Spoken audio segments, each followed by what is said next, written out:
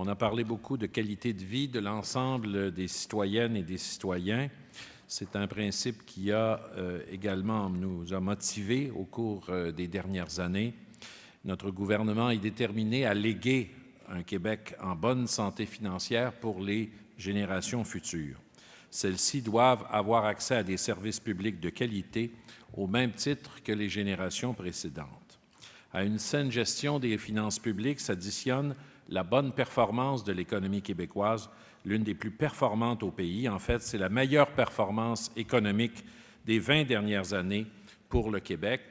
Et encore une fois, cette gestion responsable, jumelée à une économie qui dépasse nos prévisions, explique aujourd'hui que nous sommes capables d'avoir une croissance de nos dépenses qui reflète nos ambitions pour le Québec de demain. Ainsi, pour l'année 2018-2019, j'annonce que le gouvernement pourra investir 4,3 milliards de dollars additionnels dans des services directs à la population. Le budget de dépenses va s'établir à 76,9 milliards de dollars, soit une croissance des dépenses de programme de 5,2 % par rapport à l'année précédente. Ces nouvelles sommes sont injectées afin de poursuivre les efforts amorcés par notre gouvernement, comme par exemple pour, en santé, diminuer les temps d'attente dans les hôpitaux, diminuer les délais en services diagnostiques et d'accès à la chirurgie, d'accroître la réussite éducative des élèves et des étudiants, d'améliorer les soins, les services offerts dans les centres d'hébergement et les soins de longue durée, de raccourcir les délais en matière criminelle et pénale, d'accroître l'accessibilité aux services de protection de la jeunesse et aux services psychosociaux, de moderniser la justice via les technologies de l'information et de consolider l'expertise interne du gouvernement, entre autres, pour demeurer en maîtrise des technologies qui soutiennent actuellement les services publics. Si nous voulons nous donner des services de qualité, cela doit également se refléter dans les infrastructures du gouvernement. Les infrastructures, c'est l'une des premières forces économiques d'une société et des puissants outils de développement du territoire. Il s'agit d'un domaine de l'action publique déterminant pour la prospérité et la qualité de vie des citoyennes et des citoyens. Pour la période 2018-2028, il me fait plaisir de vous dévoiler aujourd'hui le plus important plan d'infrastructure de l'histoire du Québec.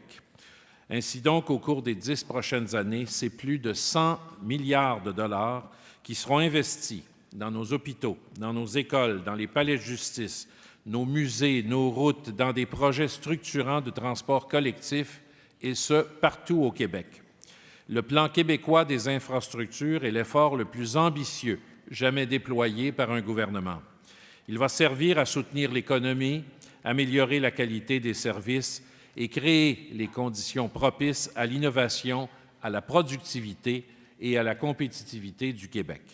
Il s'agit d'une hausse de plus de 10 % par rapport au plan québécois des infrastructures de l'an dernier et la plus importante hausse de ce plan depuis sa création en 2007. Dès cette année, c'est plus de 10 milliards de dollars qui seront alloués pour améliorer notre parc d'infrastructures et développer de nouveaux projets. Un investissement record dont 65 % sera destiné au maintien de nos actifs, mais la création d'emplois qui va découler de ce choix que nous faisons aujourd'hui va permettre d'atteindre notre objectif, c'est-à-dire créer 250 000 nouveaux emplois. Le plan prévoit des investissements additionnels sans précédent en transport collectif, de façon à favoriser la mobilité des citoyens, réduire la congestion routière. Le projet structurant de tramway, trambus dans la capitale nationale, le prolongement à Montréal de la ligne bleue, le réseau express métropolitain, le REM, divers autres projets de transport collectif partout au Québec seront déployés et viendront appuyer cette politique de mobilité durable du gouvernement qui sera d'ailleurs dévoilée sous peu. Afin d'améliorer les conditions de vie des élèves et du personnel enseignant, des investissements de 1,2 milliard de dollars ont été ajoutés au secteur de l'éducation, dont plus de 1 milliard pour rénover les écoles, ajouter des nouveaux locaux, bâtiments et d'autres sommes additionnelles totalisant près de 940 millions seront également investies dans le secteur de l'enseignement supérieur pour la réalisation de projets majeurs, dont le nouveau pavillon des arts et de la créativité numérique. Nous mettrons également en œuvre cette stratégie numérique du Québec, avec des investissements de 1,2 milliard de dollars, dont 600 millions pour le secteur de l'éducation et de l'enseignement supérieur. C'est un virage qui va s'opérer dans toutes les régions du Québec. L'acquisition d'infrastructures numériques est non seulement essentielle à la croissance de nos entreprises, mais aussi au développement des compétences numériques de nos jeunes et des travailleurs appelés à de nouveaux métiers. À ce plan, nous voulons également apporter une vision pour nos immeubles. Trop longtemps, les gouvernements ont géré à la pièce leurs édifices publics. C'est pourquoi j'aurai l'occasion de présenter très prochainement la toute première vision immobilière du gouvernement du Québec, en collaboration avec la Société québécoise des infrastructures, qui présentera les grandes orientations en vertu desquelles le gouvernement entend faire évoluer la gestion de son parc immobilier. Dans le cadre de cette vision immobilière, les orientations qui seront mises de l'avant sont, entre autres, de consolider l'expertise interne en cette matière, de doter le gouvernement d'une vision à long terme de l'occupation de ces bâtiments, de la gestion de ces espaces et d'une nouvelle planification sur un horizon de 10 ans de ses besoins immobiliers. Nous voulons également assurer une gestion des projets d'infrastructures publiques plus performante qui profitent des avancées du numérique, et nous pensons là être en mesure de sauver des sommes très importantes dans ce domaine. Si ce plan revêt une importance particulière pour nous, il en va de même de sa mise en œuvre. C'est pourquoi j'annonce qu'au cours des prochains mois, il sera possible à la population de consulter sur le Web l'état d'avancement de l'ensemble des projets majeurs d'infrastructures dans tout le territoire québécois. Les citoyens auront donc accès au progrès de ces grands projets d'infrastructures par région, par secteur d'activité, de la mise à l'étude et ce, jusqu'à la réalisation. Le gouvernement prouve donc qu'il a les moyens de ses ambitions et qu'il est possible de conjuguer développement économique, développement de nos compétences et mobilité durable. Ce sont donc des investissements records dans nos services publics, dans nos infrastructures. C'est donc le résultat de décisions que nous avons prises pour améliorer nos façons de faire. Notre gouvernement a notamment réussi à instaurer une revision permanente des programmes. Plusieurs tentatives avaient eu lieu au cours des années 80. Peu ont porté fruit, mais encore aujourd'hui, le principe du cran d'arrêt s'applique toujours et aucun nouveau programme ne peut voir le jour sans avoir un solide justificatif et un financement assuré. Le gouvernement mise également sur le modèle des services partagés pour les ministères gérés par le CSPQ, le Centre des services partagés du Québec, qui permet de générer chaque année des économies pour le gouvernement. La gestion des effectifs est un autre bel exemple qui témoigne de l'amélioration de nos façons de faire. Nous avons maintenant un portrait clair, exhaustif du nombre d'employés qui travaillent au sein de l'appareil gouvernemental. Ce portrait est d'ailleurs rendu public sur une base régulière et transparence, et un coup d'œil à ce bilan permet d'observer qu'après avoir subi une réduction de ses effectifs, l'État enregistre aujourd'hui une hausse, mais dans les secteurs prioritaires, c'est-à-dire santé, éducation. C'est là notre vision de la croissance de l'effectif québécois, en droite ligne avec les investissements et les priorités. L'État québécois cherche également à attirer de nouveaux talents dans un contexte actuel de pénurie de main-d'œuvre. Cela ajoute à la concurrence des entreprises qui font preuve d'originalité dans les avantages qu'ils offrent afin d'attirer de nouveaux candidats.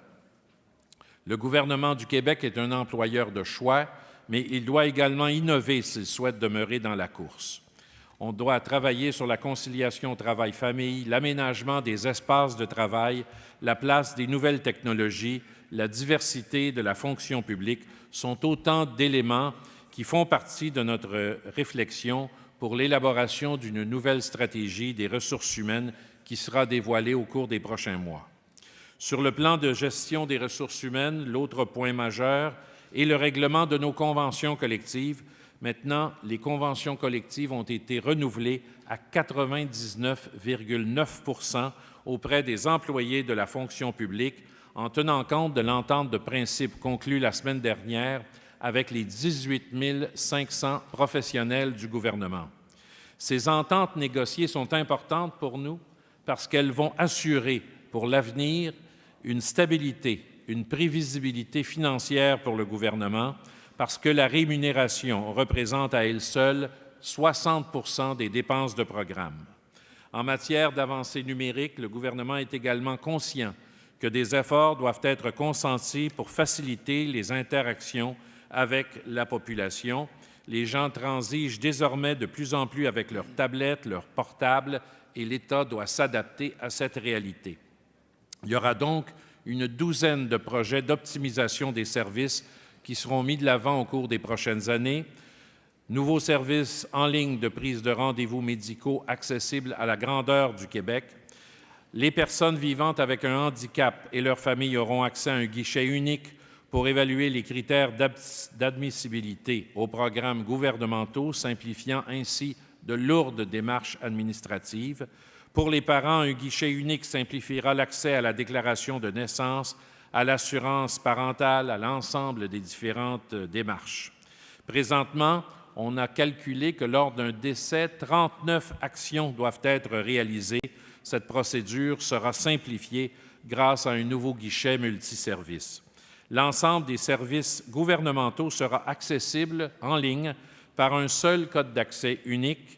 C'est d'ailleurs pour cette raison que ce projet est appelé Uni-Québec, Accès Uni-Québec, qui réduira le temps de création de dossiers et bénéficiera le niveau de sécurité pour les usagers.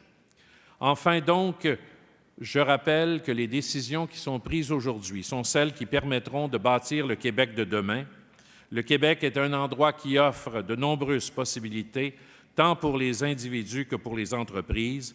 Plusieurs personnes qui évoluent dans d'autres milieux envient d'ailleurs cette liberté dont nous bénéficions. Ainsi donc, je peux vous assurer que nous allons continuer dans l'avenir pour travailler pour le maintien de cette qualité. Notre préoccupation demeure donc le bien-être de l'ensemble de la population québécoise.